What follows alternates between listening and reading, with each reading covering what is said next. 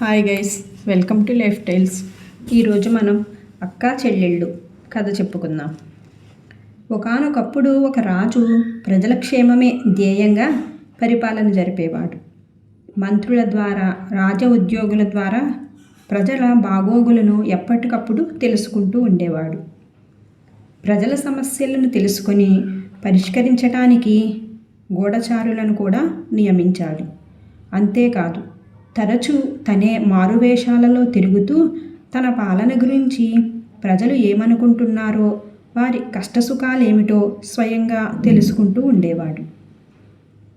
ఒకనాటి అర్ధరాత్రి సమయంలో రాజు నగరంలో ప్రధాన వీధి గుండా వెళుతూ ఉంటే ఒక రాజ ఉద్యోగి ఇంటి నుంచి ఏవేవో మాటలు వినిపిస్తూ ఉన్నాయి. రాజు ఆ ఇంటి దగ్గరికి వెళ్ళాడు.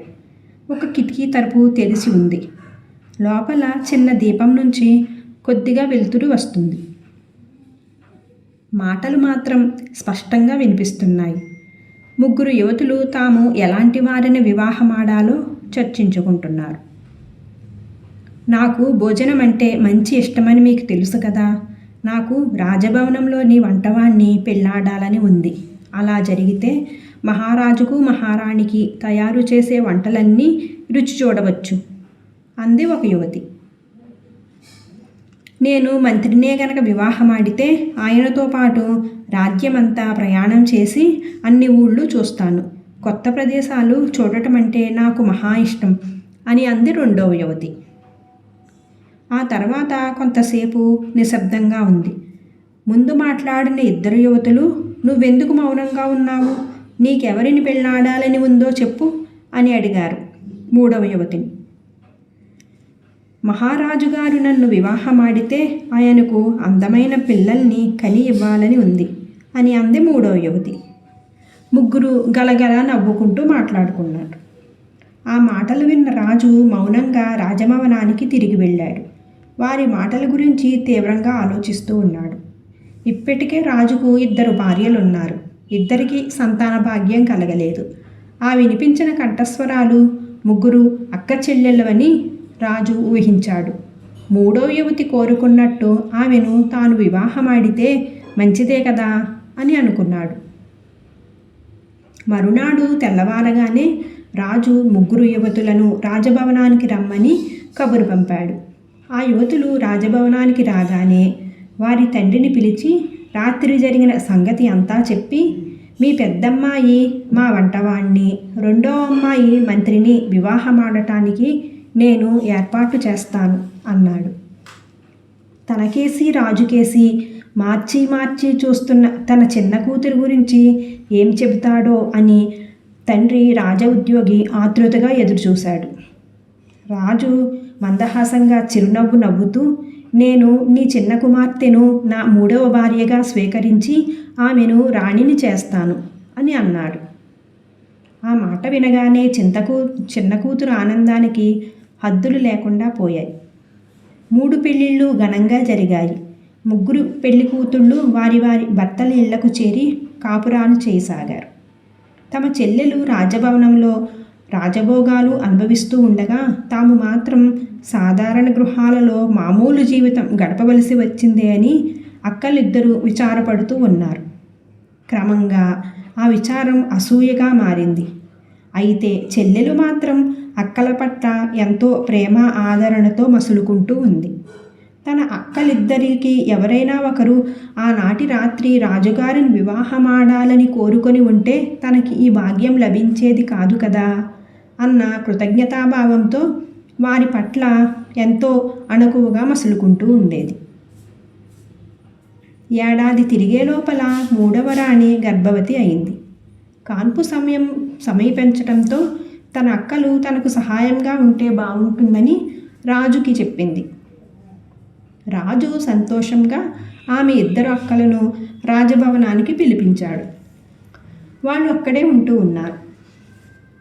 అయితే చెల్లెలి మీద అకారణ అసూయ ద్వేషాలతో కుట్ర పన్నారు.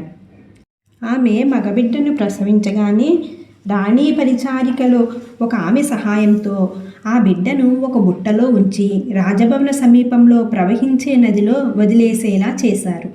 బిడ్డ స్థానంలో అప్పుడే పుట్టిన ఒక కుక్కపిల్లను తెచ్చి పడుకోబెట్టి రాణితో కుక్కపిల్లను ప్రసవించావని చెప్పారు. అదే భగవంతుడి సంకల్పమైతే దానినే నేను నా బిడ్డగా స్వీకరిస్తాను అన్నది రాణి చెప్పరాని ఆవేదనతో. మరుసటి సంవత్సరం కూడా రాణి మరొక మగ శిశువును ప్రసవించింది. అయితే అక్కలు మళ్ళీ తమ దుష్ట పథకంతో బిడ్డను బుట్టలో పెట్టి నదిలో వదిలి ఒక పిల్లిపిల్లను తెచ్చి రాణి పక్కన పడుకోబెట్టారు. తన విధిరాతను తలుచుకొని రాణి అంతా భగవతేచ్ఛ అని సరిపెట్టుకుంది. మళ్ళీ ఒక సంవత్సరం గడిచింది.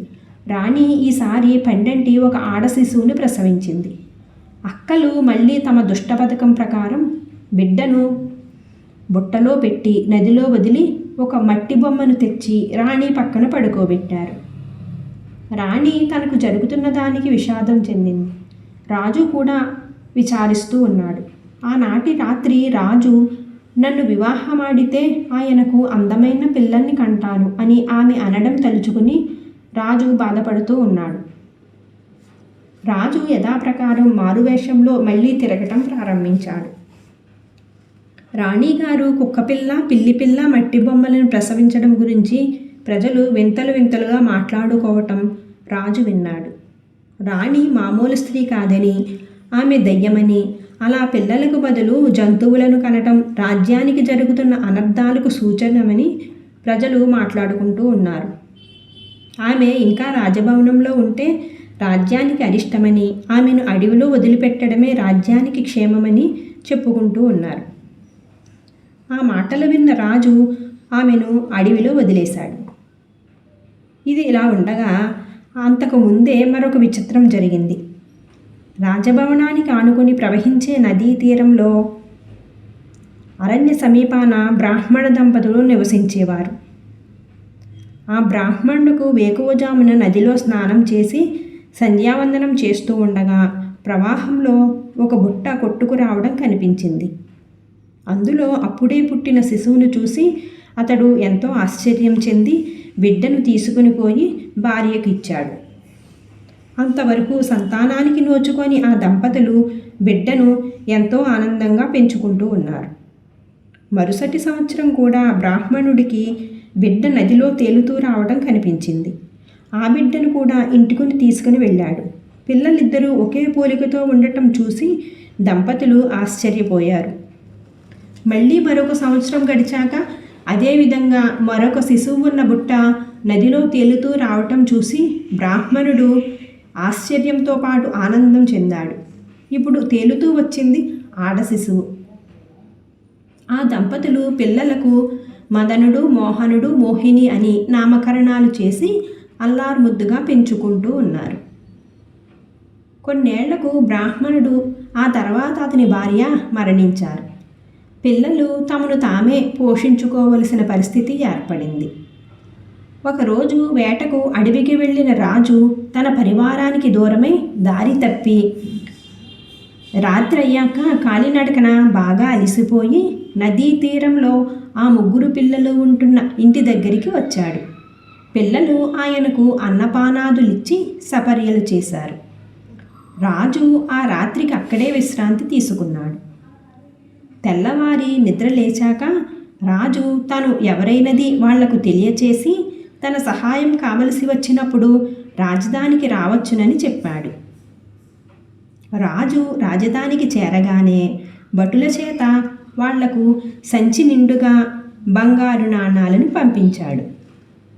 తమ ఇంటికి సాక్షాత్తు రాజుగారే అతిథిగా వచ్చారు గనక తమ ఇంటిని కూడా రాజభవనంలా కట్టుకోవాలని మోహిని అన్నలకు సలహా ఇచ్చింది.